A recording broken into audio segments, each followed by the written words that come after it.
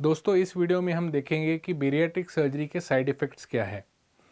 Bariatric surgery के side effects जानने से पहले मैं ये बताना चाहता हूँ कि बेरियाट्रिक सर्जरी के साइड इफ़ेक्ट्स बहुत कम है।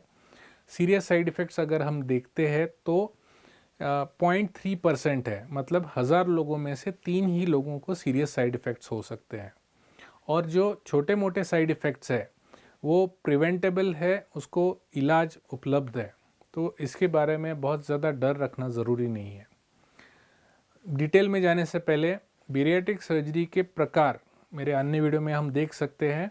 स्लीव गैस्ट्रेक्टोमी है जिसमें स्टमक का साइज़ कम किया जाता है, और मिनी गैस्ट्रिक बाईपास है या रोएनवाई गैस्ट्रिक बाईपास है, उसके कुछ वेरिएशंस है जिसमें जठर का एक छोटा पाउच बनाया जाता है और आंत उधर आके अटैच की जाती है। तो ये कौन सा ऑपरेशन हुआ है इस पे काफ़ी निर्भर रहता है कि पेशेंट को कौन सा साइड इफ़ेक्ट हो रहा है। तो जैसे मैंने बोला, साइड इफ़ेक्ट्स का इंसिडेंस कम है, और जो साइड इफ़ेक्ट्स हम देखते हैं ये शॉर्ट टर्म हो सकते हैं या लॉन्ग टर्म हो सकते हैं। शॉर्ट टर्म माने ऑपरेशन के दरमियान, ऑपरेशन के इमीडिएटली पोस्ट ऑप पीरियड में या 1 महीने के अंदर होने वाले साइड इफ़ेक्ट्स, इसको हम शॉर्ट टर्म बोलते हैं। और लॉन्ग टर्म वो होते हैं जो ऑपरेशन के 1 महीने बाद या कुछ सालों बाद हो सकते हैं। तो शॉर्ट टर्म साइड इफ़ेक्ट्स में हम मुख्यतः पहला साइड इफ़ेक्ट या कॉम्प्लिकेशन जो हम बोल सकते हैं वो है ब्लीडिंग। ब्लीडिंग हम देखते हैं जिन लोगों में बीपी है, बीपी की बीमारी है, या खून पतला होने के लिए ब्लड थिनर जैसे एस्पिरिन, क्लोपिग्रेल, इन सारी दवाइयाँ अगर ये लोग ले रहे हैं तो ब्लीडिंग होने का संभावना हो सकता है। ऑपरेशन के दरमियान या ऑपरेशन के बाद अगर बीपी बढ़ गया है तो ब्लीडिंग हो सकता है, पर मैं बताना चाहता हूँ इसका इंसिडेंस 0.4% है। ब्लीडिंग के लिए ज़्यादातर टाइम हमें ब्लड प्रोडक्ट्स उपलब्ध है जिससे ब्लीडिंग हम रुकवा सकते हैं। इंजेक्शंस कुछ होते हैं जिससे ब्लीडिंग बंद हो जाता है, या कभी रेयरली री ऑपरेट करके जो ब्लड के क्लॉट्स बने हुए हैं उसको निकाल के ब्लीडिंग का सोर्स आइडेंटिफाई करके लैप्रोस्कोपी या एंडोस्कोपी द्वारा हम ये ब्लीडिंग रुकवा सकते हैं। दूसरा साइड इफ़ेक्ट जो एक्यूट या शॉर्ट टर्म में दिखाई देता है वो है लीक। लीक माने ये स्टेपलर से किया गया बेरियाट्रिक सर्जरी, कभी कभार स्टेपल्स के माल फंक्शन की वजह से इसमें कुछ गैप आके लीक हो सकता है। इसका इंसिडेंस है 0.7%। तो लीक जनरली मैकेनिकल फेलियर है, तो इसका इलाज भी बहुत ज़्यादा मुश्किल नहीं है।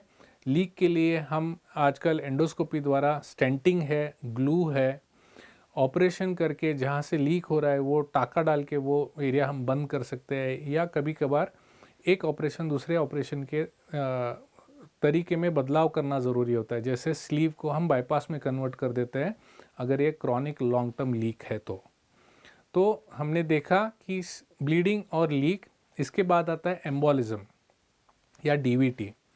तो जिन पेशेंट्स का वज़न बहुत ज़्यादा है, इन लोगों को पैर में खून का गुठली बन जाने का रिस्क ज़्यादा रहता है, और ये खून की गुठली पैर में अगर है तो इसका ज़्यादा प्रॉब्लम नहीं होता है शॉर्ट टर्म में, पर ये अगर वहाँ से शिफ्ट हो गई लंग्स में या हार्ट में तो पेशेंट को दिक्कत हो सकती है। तो इसको बोलते हैं हम एम्बोलिज्म या डीवीटी।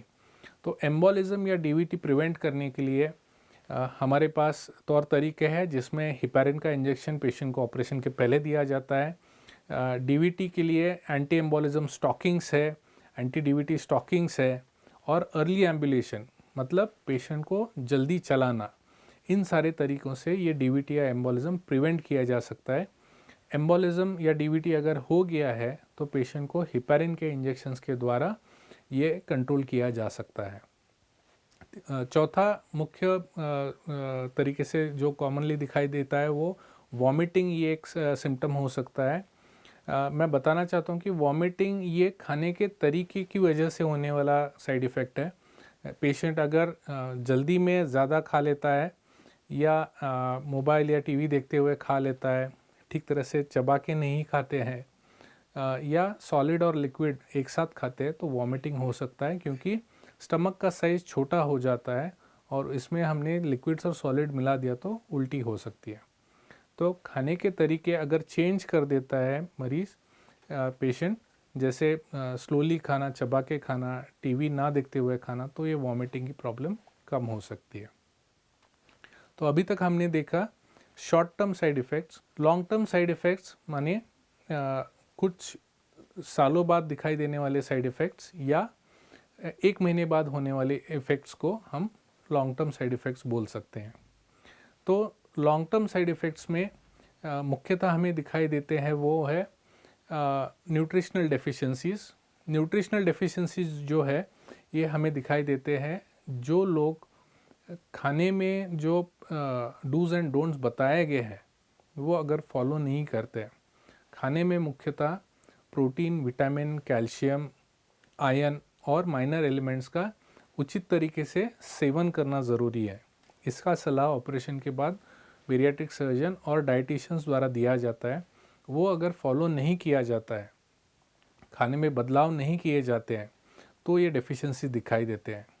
ये भी रिवर्सिबल है, इसके लिए मेडिसिन्स अवेलेबल है, सप्लीमेंट्स अवेलेबल है, प्रोटीन पाउडर्स अवेलेबल है, विटामिन्स है। तो इसका हम रेगुलरली अगर इनटेक लेते हैं जैसे सुझाव किया गया है, तो ये डेफिशिएंसीज ज़्यादातर दिखाई नहीं देती है। वेट रीगेन एक प्रॉब्लम हो सकती है, इसका इंसिडेंस 8 से 10% है और ये मुख्यतः दिखाई देती है उन मरीज़ों में जो ज़्यादा स्वीट खाते हैं। तो ज़रूरी है कि ऑपरेशन के बाद यो सही तरीके का खाना, एक्सरसाइज और लाइफस्टाइल में बदलाव, ये तीनों चीज़ें मूलभूत अंग है बेरियाट्रिक सर्जरी के। सिर्फ ऑपरेशन करवा लेना ये उसका मोटापे का इलाज या ट्रीटमेंट नहीं है। अगर आप खाने में उचित तरीके के बदलाव करते हैं, लाइफस्टाइल चेंजेस करते हैं और रेगुलरली एक्सरसाइज करते हैं, तो वेट रिगेन इंसिडेंस बहुत कम रहता है। जो लोग मीठे खाने का जिनको ज़्यादा आदत है, उनको मीठा कम खाना है। अगर मीठा एक दिन लेते हैं तो बाकी का फूड थोड़ा कम करना है या एक्सरसाइज ज़्यादा करना है, ये इसका सॉल्यूशन रह सकता है। तो लॉन्ग टर्म इफ़ेक्ट्स में हमने देखा वेट रीगेन, न्यूट्रिशनल डेफिशिएंसीज। कुछ पेशेंट्स को जिनको सेंट्रल ओबेसिटी बहुत ज़्यादा है, मतलब पेट बहुत बड़ा है पर हाथ और पैर छोटे हैं, इन पेशेंट्स को स्किन लैक्सिटी मतलब स्किन का लूज़ होना दिखाई दे सकता है। ये बहुत कॉमन चीज़ नहीं है, सिर्फ सेंट्रली ओबीस पेशेंट्स में दिखाई देती है। इसको प्रिवेंशन करने के लिए अगर आप प्रोटीन का और विटामिन का इंटेक अच्छा रखते हैं तो ये स्किन लूजनिंग का प्रमाण कम हो सकता है। इसको आप रेगुलर तरीके से सोना मतलब स्टीम अगर लेते हैं, मसाजेस करवाते हैं, तो स्किन लूजनिंग का प्रॉब्लम इतना नहीं दिखाई देता है। कुछ पेशेंट्स में हमको हेयर लॉस दिखाई देता है, बालों का झड़ना या बाल कमज़ोर हो जाना ये हो सकता है, पर इसे भी प्रोटीन का एडिक्वेट सेवन, विटामिन का एडिक्वेट सेवन, बायोटिन नाम का एक प्रोडक्ट है, उससे भी आपका ये बालों का झड़ना कम हो सकता है। और एक इम्पॉर्टेंट इफ़ेक्ट मैं बताना चाहता हूँ, साइड इफ़ेक्ट जो लॉन्ग टर्म में कुछ पेशेंट्स को दिखाई देता है, उसे हम डंपिंग बोलते हैं। डंपिंग यानी ये कुछ पेशेंट्स में इमीडिएटली खाने के बाद दिखाई देता है या कुछ देर बाद दिखाई देता है।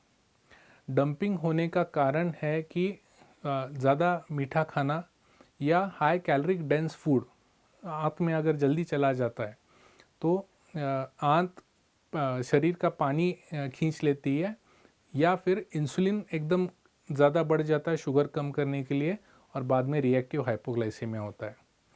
तो डंपिंग ये जो है पेशेंट को इसके लक्षण है पेट का फूलना, पेट में खाने के बाद दर्द होना, जुलाब होना या बहुत ज़्यादा पसीना आना।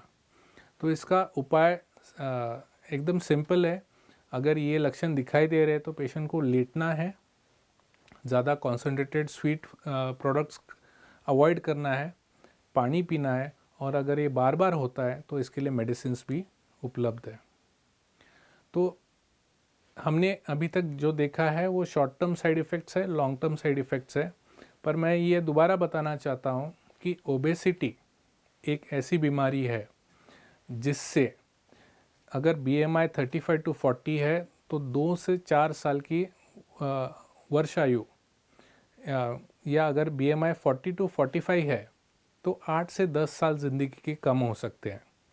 10% इंक्रीज़ हमें दिखाई देता है कैंसर्स में, 30% टाइप 2 डायबिटीज़ में इंक्रीज़ है।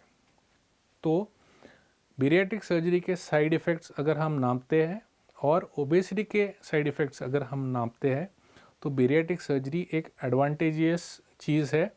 अगर सही तरीके का ऑपरेशन सही पेशेंट में सही सर्जन द्वारा किया जाता है तो इसके साइड इफ़ेक्ट्स कम से कम रहते हैं। साथ में ही पेशेंट की भी ये रिस्पॉन्सिबिलिटी है कि उन्हें जो डाइट, एक्सरसाइज, लाइफस्टाइल चेंजेस बताए गए हैं वो उनको करना ज़रूरी है। सर्जन और डाइटिशियन के साथ फॉलोअप रखना ज़रूरी है। ये सब चीज़ें अगर सही तरीके से की जाती है तो मिनिमम साइड इफ़ेक्ट्स हो सकते हैं। तो इस वीडियो में हमने देखा कि बेरियाट्रिक सर्जरी के लॉन्ग टर्म और शॉर्ट टर्म साइड इफ़ेक्ट्स क्या है, इसको प्रिवेंशन और ट्रीटमेंट कैसे की जाती है। दोस्तों, आपको अगर ये वीडियो पसंद आया है तो वीडियो को लाइक कीजिए, चैनल को सब्सक्राइब कीजिए, और आपको अगर कुछ सवाल है तो नीचे चैट बॉक्स में आप कमेंट टाइप कर सकते हैं या फ़ोन कॉल कर सकते हैं जो दिया गया है। धन्यवाद।